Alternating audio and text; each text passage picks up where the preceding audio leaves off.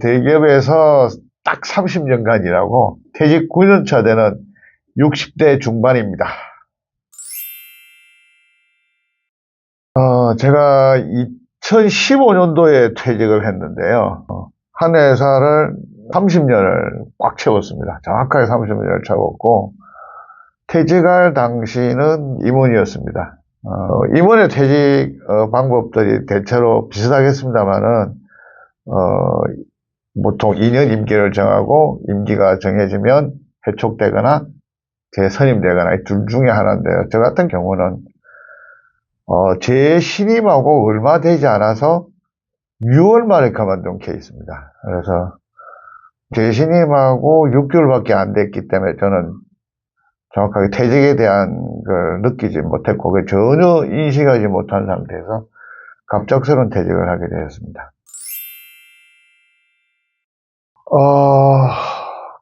저 혼자만 사실은 그만둔 게 아니고요. 회사에 약간의 변고가 생겼습니다. 그래서 지금 들으시면 다들 웃으시겠습니다만은 회사의 기준이 그랬습니다. 50년대생은 다 나가세요 라는 방식이었습니다. 그래서 사장님을 비롯해서 9명의 임원이 한꺼번에 나왔습니다.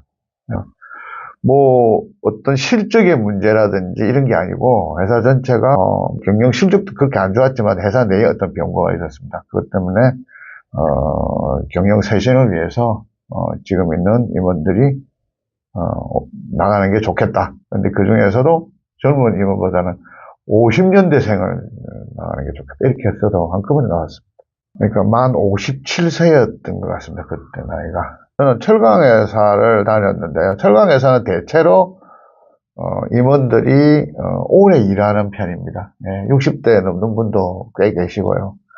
그래서 저도 위에 선배들을 봤을 때는 60대를 넘을 것이라고 생각을 하고 있었고요. 그 관례대로. 그래서 저는 최소한 2, 3년은 남았다. 이 생각을 하고 있는 와중에 갑자기 그만두게 됐죠.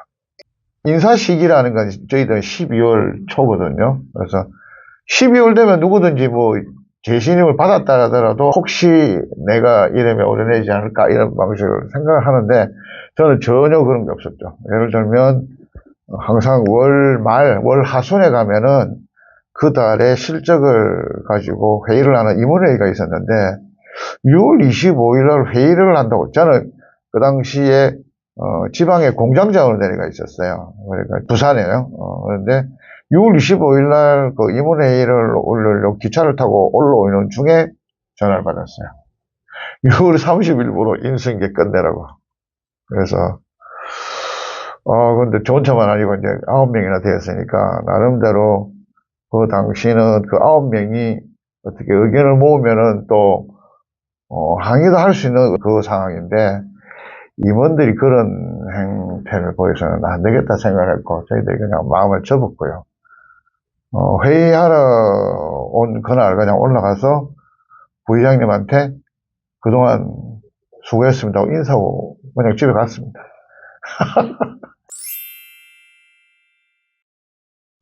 다른 사람들은 그 퇴직을 갑자기 하면은 가족한테 알리지 못한다는 얘기를 많이 들었는데 저는 알렸습니다. 알렸는데 저도 그랬고 집사람도 그랬고 그렇게 크게 걱정을 안 했던 것 같아요. 왜냐면은 아예 뭐 그 정도까지 갔고 또 어느 정도 실력이 있으니까 곧 또 새로운 일자리가 안 생기겠냐 이 생각을 했죠.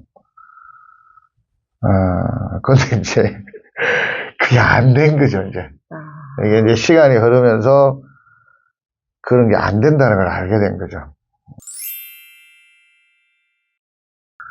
처음에는 굉장히 회사가 원망스러웠습니다. 그래서 이제 그동안 사실은 또 못 해봤던 게 길게 여행을 못 하잖아요. 해외여행을. 그래서 이제 혼자서 이스라엘, 이태리, 중국, 일본 뭐 이렇게 다니면서 이제 이렇게 계속 여행을 다녔어요. 혼자서.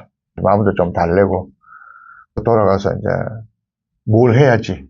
나름대로 이제 경력 대안도 한 6, 7가지 이렇게 만들어서 그 중에 또 가능성이 있는 것도 좀 있었고 그래서 이제 하나씩 이제 해보려고 했는데 다 안 되더라고요. 다 안 되더라고요. 그래서 집사람도 왜 안 되지? 그러니까, 난 당신 되는 거 아니었어. 이러길래. 그때서야 이제 제가 상황을 파악을 했죠. 이제, 아, 이거 안 되는 거구나 해서 제가 집사람한테도 이제 손을 들었어요. 더 이상 못하겠다. 그렇게 안 될 것 같아, 상황이. 내가 생각했던 것도 아니고, 퇴직하고 나와보니까 세상은 아주 다르다. 이제, 나를 이제 활용하려고 하는 거는 다 저 네트워크를 필요로 했죠. 그죠? 당신이 이런 많은 회사를 알고, 이런 네트워크 있으니까, 여기 가서 이런 거 좀 앞서라. 그러니까 난 뒤에 있을 테니까, 네가 그거 따와라. 이런 방식이죠. 예를 들어 뭐 철강 영업이라든지 뭐 그 당시에 또 설비 보전, 설비 보수하는 그런 업체에서도 덜 앞세웠고 그 다음에 또 하나는 그 당시에 LED 등 그 교체하는 시기였어요. 그 시기가 그때 또 설치 업체에서도 그런 제안을 했고 그 다음에 또 우리 유명한 거 있지 않습니까? 보험회사의 그 GFC 법인 영업 그것도 들어왔고 하여튼 여러 가지 제안이 들어왔고 그것들이 어느 정도 다 가능성이 있는 것 같이 보였고요. 그렇게 그게 거의 다 안 됐고 또 하나는 어머니가 그 당시에 그 치매를 앓고 계셔가지고 데이케어 센터를 다니셨는데 그걸 보고 제가 참 데이케어 센터를 운영해야 되겠다 생각까지 했다가 그거마저도 자금이 좀 필요하다는 걸 알고 할 수가 없었어요. 부장 시절도 그러니까 중간중간에 제가 집 사느라고 이제 중도 정산을 해버렸고 부장에서 임원 가면서 퇴직금 정산을 해버렸고 이러다 보니까 퇴직금이 그렇게 얼마 남아있지는 않았어요. 그냥 중간중간에 다 써버린 거예요.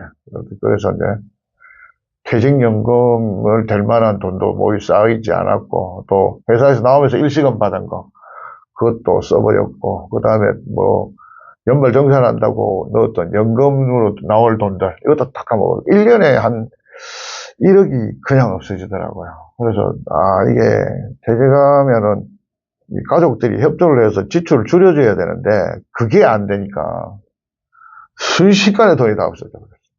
이제 정말 돈으로 다 말라져 가고 제가 빚은 없었습니다. 빚은 없었고 뭐 부동산은 있었는데 현금이 없는 거예요. 이제 그 당시에 그런 문제가 좀 생기더라고요.